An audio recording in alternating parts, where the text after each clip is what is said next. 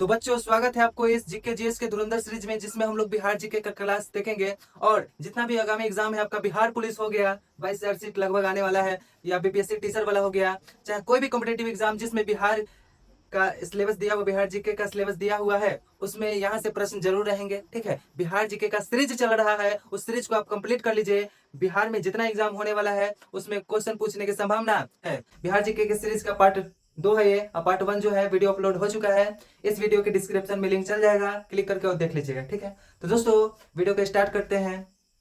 देखिए, इसमें हम लोग पढ़ेंगे बिहार जीके में। पिछले क्लास में क्या पढ़े थे?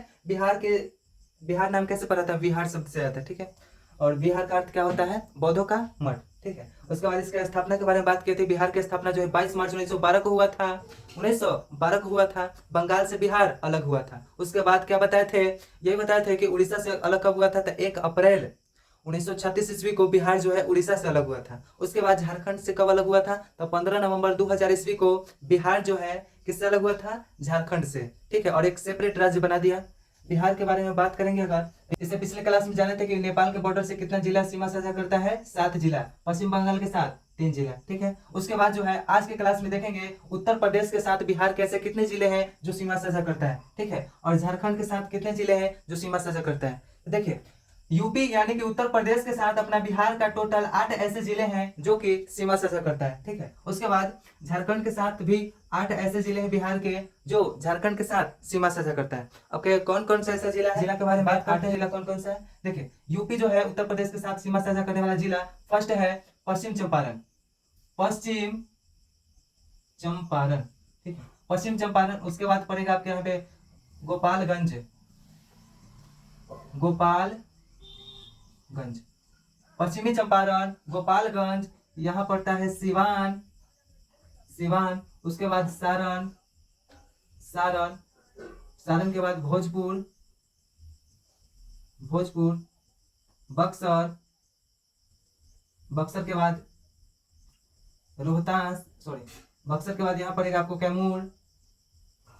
कैमूर के बाद नीचे रोहतास। ठीक है, रोहतास। टोटल कितने जिले हो गए? 1 2 3 4 5 6 7 8, यानी टोटल ऐसे 8 जिले हैं जो कि उत्तर प्रदेश के साथ सीमा साझा करता है। ठीक है, कौन कौन सा हो गया? पश्चिमी चंपारण, गोपालगंज, सिवान, सारण, भोजपुर, बक्सर, कैमूर, रोहतास। ठीक है, अब देखिएगा नीचे झारखंड के साथ 8 जिला ऐसे सीमा साझा करता है। कौन कौन सा जिला हो जाएगा? तो फर्स्ट हो गया रोहतास। रोहतास के बाद औरंगाबाद। औरंगाबाद, औरंगाबाद के बाद गया। गया का नाम चेंज करके क्या कर दिया गया है? तो गया जी। गया जी के बाद नवादा। नवादा के बाद जमुई। जमुई के बाद भागलपुर। बांका, तब भागलपुर। बांका, उसके बाद है भागलपुर, यहाँ अंतिम में है कटिहार। कटिहार। ठीक है, टोटल कितने हो गया? 2 2 4 2 6 2 8, यानी कि झारखंड के साथ टोटल बिहार के 8 जिला ऐसे हैं जो कि सीमा साझा करता है। कौन कौन सा जिला हो गया? तो रोहतास हो गया, औरंगाबाद हो गया, गया जी हो गया, नवादा हो गया, जमुई हो गया, बांका हो गया, भागलपुर हो गया और कटिहार हो गया। ठीक है, कौन कौन सा जिला है एक बार रिपीट कीजिए। जब तक आप खुद से बोल के नहीं पढ़िएगा तब तक आपको याद नहीं होगा। सोचिए कि एकदम पढ़ुआ बल की तरह बैठल रहे। ठीक है, मास्टर साहब तो बोलिए रहे हैं, वह सुन सुन के याद कर लेंगे, ऐसा पॉसिबल नहीं। जब तक आप खुद से नहीं बोलिएगा तब तक आपको याद नहीं होगा। ठीक है, क्या करते हैं तो साथ में बोलते हैं और याद करते हैं। क्या क्या याद करना है? तो सबसे पहले उत्तर प्रदेश के साथ 8 गो जिला सीमा साझा करता है। वो 8 जिला कौन कौन सा है? एक बगल से याद कीजिए। ठीक है, कौन कौन सा था? सबसे ऊपर कौन है? सबसे ऊपर है पश्चिमी चंपारण, उसके बाद गोपालगंज, उसके बाद सिवान, सारण, सारण के बाद भोजपुर, बक्सर, बक्सर के बाद कैमूर और लास्ट में रोहतास। ठीक है, अगर इधर कहा जाए झारखंड के साथ कितने जिला? तो 8 जिला। कौन कौन सा हो जाएगा? तो इधर हो जाएगा आपका रोहतास, औरंगाबाद, गया जी। गया पहले नाम था, हो गया गया जी। गया जी के बाद नवादा, जमुई, बांका, भागलपुर और कटिहार। ठीक है, तो इसलिए हो गया। इसमें देखिएगा दोस्तों कि जो बीच में गुजरता है बिहार को बीचों बीच से, इस नदी का नाम है गंगा नदी। क्या नाम है? गंगा नदी। गंगा नदी जो है बिहार के बीचों बीच से गुजरता है, इसलिए इसको 2 भागों में बांट दिया। गंगा नदी के ऊपरी वाला क्षेत्र को बोलते हैं उत्तरी बिहार और नीचे वाला को दक्षिणी बिहार। ठीक है, अगर गंगा के बारे में कहा जाए तो गंगा नदी के बारे में अगर बात किया जाए तो गंगा नदी की लंबाई टोटल कितनी है? तो गंगा नदी की टोटल यानी कि कुल लंबाई 2525 किलोमीटर है। अगर कहा जाए आपसे कि बिहार में इसकी लंबाई कितनी है, बिहार में इसकी लंबाई कितनी है, तो 445 किलोमीटर। ठीक है, गंगा नदी की कुल लंबाई कितनी है, तो 2525 किलोमीटर। लेकिन कहेगा यहाँ से लेकर यहाँ तक, यानी बिहार में जब प्रवेश करती है बक्सर जिला से, ठीक है, बक्सर जिला से जब प्रवेश करती है और यहाँ कटिहार से निकलती है, तो इतना दूर की लंबाई कितनी है, तो 445 किलोमीटर। ठीक है, अगर कहा जाए कि गंगा नदी जो है बिहार से गुजरती है, तो बिहार के ऐसे कितने जिला है जिसके साथ, जिससे होकर गुजरती है। ठीक है, याद रखिएगा बिहार के ऐसे 12 जिला है जिसके साथ, जिससे होकर गंगा नदी गुजरती है। कौन कौन सा हो जाएगा, यहाँ पे हो जाएगा बक्सर। सबसे पहले जो है गंगा नदी बिहार में बक्सर के चौसा नामक स्थान से प्रवेश करती है। यहाँ से बक्सर से प्रवेश करेगा। बक्सर के बाद यहाँ सारण में जाएगा, सारण के बाद पटना में जाएगा। ठीक है, पटना हो गया, वैशाली हो गया, पटना हो गया, इधर समस्तीपुर हो गया, बेगूसराय, लखीसराय, मुंगेर, मुंगेर के बाद भागलपुर और कटिहार। ठीक है, अगर कहा जाए टोटल कितना जिला हो जाएगा जिससे होकर गंगा नदी प्रवेश करती है, निकलती है, तो टोटल हो जाएगा 12 जिला। ठीक है, गंगा नदी की कुल लंबाई 2525 किलोमीटर। अब बिहार में इसकी लंबाई 445 किलोमीटर। अगर कहा जाए बिहार के चारों तरफ के जिला का, यानी कि बिहार का सबसे उत्तरी जिला जो है, बिहार का सबसे उत्तरी जिला कौन है, तो पश्चिमी चंपारण यहाँ पड़ता है। पश्चिमी चंपारण जो है बिहार का सबसे उत्तरी जिला है, पश्चिमी चंपारण। पश्चिमी चंपारण में याद रखिएगा आप, एगो वाल्मीकि राष्ट्रीय उद्यान है। बिहार का एक ही मात्र राष्ट्रीय उद्यान है, वाल्मीकि राष्ट्रीय उद्यान, जो कि कहाँ पर पड़ता है, तो अपना बिहार के पश्चिमी चंपारण में। ठीक है, जब चंपारण सत्याग्रह हुआ था तो उस समय पूर्वी चंपारण पश्चिमी चंपारण दोनों एक था। ठीक है, बाद में इसको बांट दिया गया, पूर्वी चंपारण और पश्चिमी चंपारण कर दिया गया। ठीक है, तो पश्चिमी चंपारण, ये पश्चिमी चंपारण, ठीक है, जो कि सबसे उत्तरी जिला है। उसके बाद शिवालिक श्रेणी यहाँ पे पड़ता है, कहाँ, पश्चिमी चंपारण। उसके बाद दक्षिणी जिला, दक्षिणी जिला कौन हो जाएगा, सबसे दक्षिण यहाँ देखिएगा तो गया जी पड़ता है। कौन पड़ता है, गया जी, गया जी।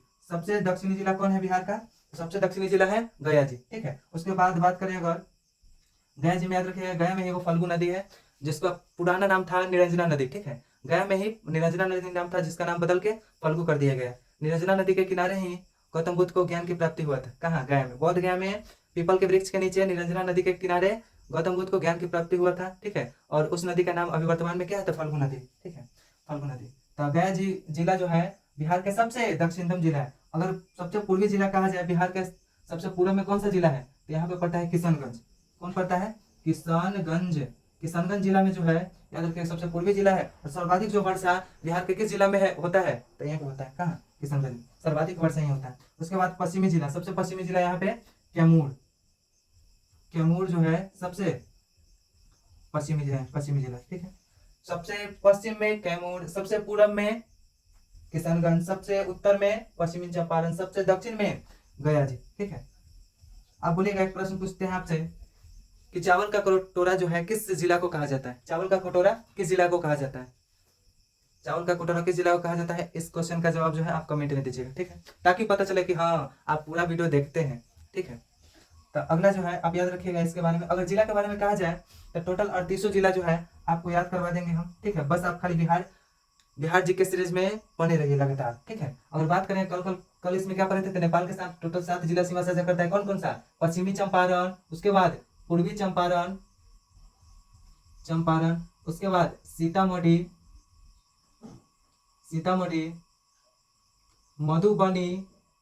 मधुबनी के बाद सुपौल के बाद अररिया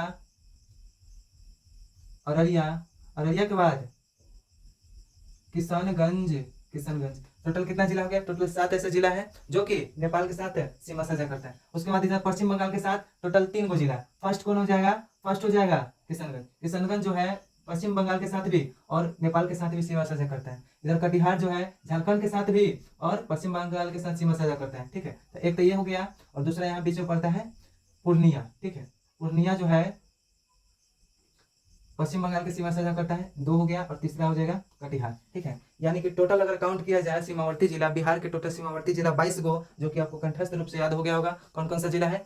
तो ऊपर में 7 गो जिला, नीचे में 8 गो जिला, 8 7 15, इधर में 8 गो, 15 8 23, 23 और 3 26।